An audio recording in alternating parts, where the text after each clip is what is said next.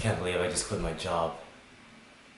What is up, my YouTube fam? Thank you guys so much for tuning in. My name is Andy Lamb and welcome to the first official video of the official Andy Lamb YouTube channel. I'm currently a full-time Amazon FBA seller, and first and foremost I just wanted to thank all of you guys for tuning in. I appreciate every second of this video that you guys watch. Be sure to stay till the end. I have a question for you guys that I need you guys to help me out with. But staying to the end will also help out the YouTube algorithm and help me rank this video. So I appreciate you guys. Thank you so much. I am sorry for the clickbaity thumbnail and title, but yes, it is true. I did leave my position at a government facility, and I will give you a little backstory as to why. But a little about me. I was born and raised in the city, San Francisco. Shout out to all you guys in San Francisco out there. I currently live in the East Bay. But I went to school in SF, I finished school in SF. I started working pretty early on. I think I started my position just before turning 21. I landed a position at the USDA. The USDA it stands for the Department of Agriculture, US Department of Agriculture. And no, this is not where I stamp beef. Everybody gives me that, everybody asks me that question, but no, I do not stand in line and I don't stamp beef. I've been at the USDA I was at the USDA for about 5 years. I was doing agricultural research, a lot of microbiology and biotech work. The work was amazing, the work was super interesting. I met a lot of great people. It eventually felt as though I was there for so long.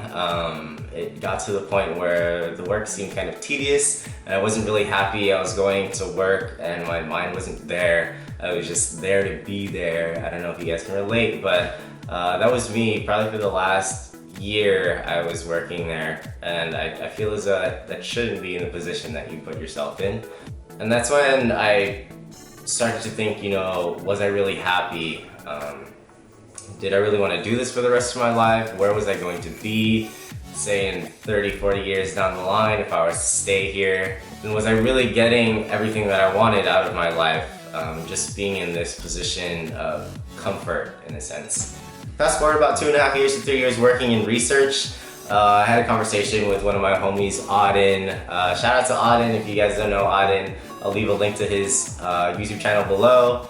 He is also in the Amazon FBA space, but he's also a shot caller in the social media marketing game, so be sure to check him out. If you have any questions about Facebook ads or Instagram ads, he's your man. Be sure to like and subscribe to his channel as well. Auden was basically telling me how well his Amazon FBA business was going and how it was a great second stream of income. And I was intrigued. I'm always open to some form of passive income, more or less passive. But basically he was telling me all this information and it kind of lit a spark in my mind, in a sense, and I just began to do all the research that I could, learn as much as possible about the business model, and I was just kind of hooked onto it, and I was super interested and I needed to find out the steps in moving forward. A few months later, I found myself launching my first product. I was so happy, I was so ready to do it. I was like, man, this is going to be the home run product, this is going to be the product to set it all off. But boy, was I wrong. I'll get to more of that in a later video. But this first product did not leave me discouraged. I really took it as a learning lesson. I honestly learned so much.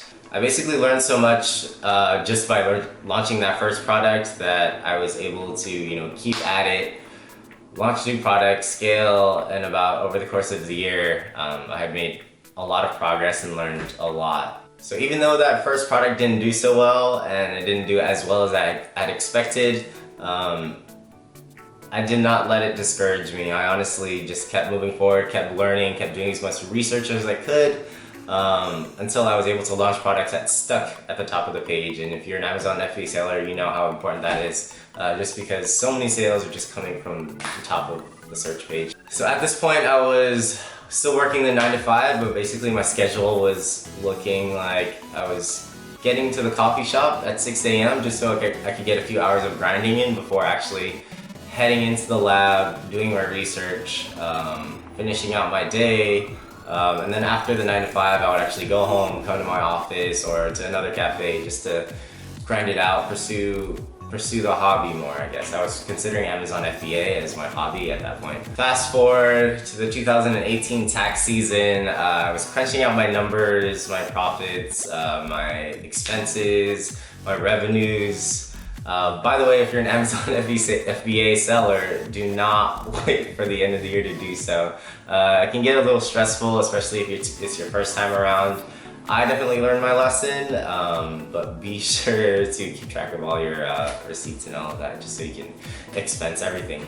But upon doing my 2018 taxes, I had realized that I had actually hit a goal that I never thought would be possible. I think as an entrepreneur, I think most people just starting in the entrepreneurial world, you have that 6-figure goal that you're going for, and that's kind of ideal. That's the ideal starting goal for most people starting a small business. The realization that I had when I had hit this number, this 6-figure goal, kind of flicked a switch in my head and told me, I could do this full time and this is something that I could pursue. But I mean, with that aside, I still continued to work and pursue Amazon as a hobby and a second stream of more or less passive income. A few months later, I had the opportunity of visiting Asia. I was on a vacation to a few countries and we had the opportunity to visit the Canton Fair. If you don't know what the Canton Fair is, major key alert. If you're an Amazon seller, make sure you go to the Canton Fair if you have the chance. It's such an amazing opportunity just to meet so many great suppliers, so many manufacturers, network with them, make deals, find new suppliers. It's just so helpful in terms of sourcing and finding new opportunities. But basically this event kind of set it off for me. I had met so many people, found so many new opportunities that I realized this is something that I could actually do full time, and other people are doing it and they look so happy. So throughout the trip, I always had this in the back of my mind. I was always thinking about this, could I make that transition from the 9 to 5 to a full-time entrepreneurial life? So when I had gotten back, I took a few days off just to think about, was I ready for this transition? Did I really want to make this transition? Was this a risk I was willing to take? It basically got to the point where I felt as though I was ready. I just needed to change the pace in life, and this is exactly what I wanted to do. So later that week, after I had gotten back from Asia, I had kind of told my boss, this is what I want to do. This is what I want to pursue.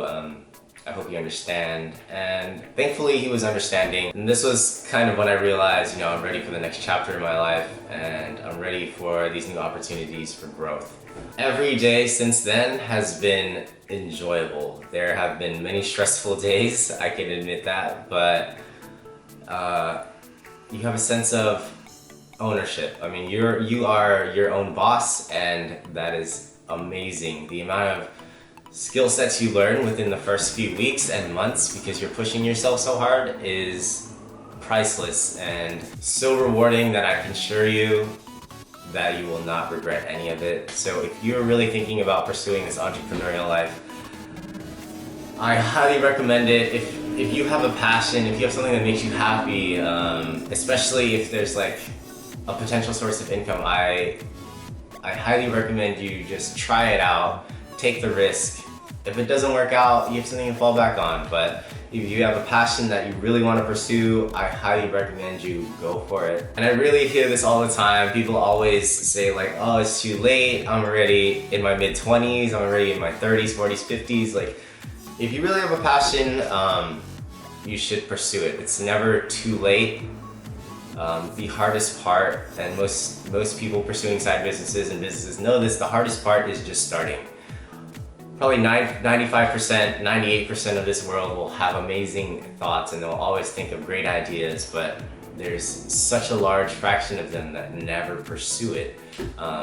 So don't be that percentage, pursue your passions. I know that a lot of you guys are here for Amazon FBA tips and Amazon FBA materials, and I'm sorry this video wasn't too much about Amazon FBA, but hopefully if you guys are new and you guys are thinking about jumping into this Amazon FBA space, you were able to take away something from this.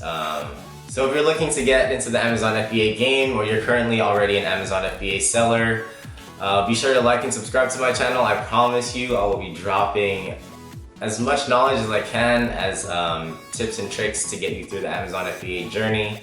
Again, thank you guys so much for making it this far into the video. I know it was a long video, but I really appreciate you guys, and it really helps the YouTube algorithm in ranking this video.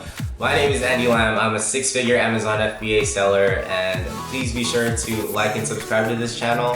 If you guys have any questions and comments about what you want to hear on this channel or tips and tricks on Amazon FBA, be sure to drop them down in the comments below. I'll be sure to answer all of you guys personally. Also, if you guys didn't come from Instagram, be sure to follow my Instagram page. I post things pretty often there too. That handle is @theofficialandylam. But until next time, I will catch you guys in the next video. Thanks.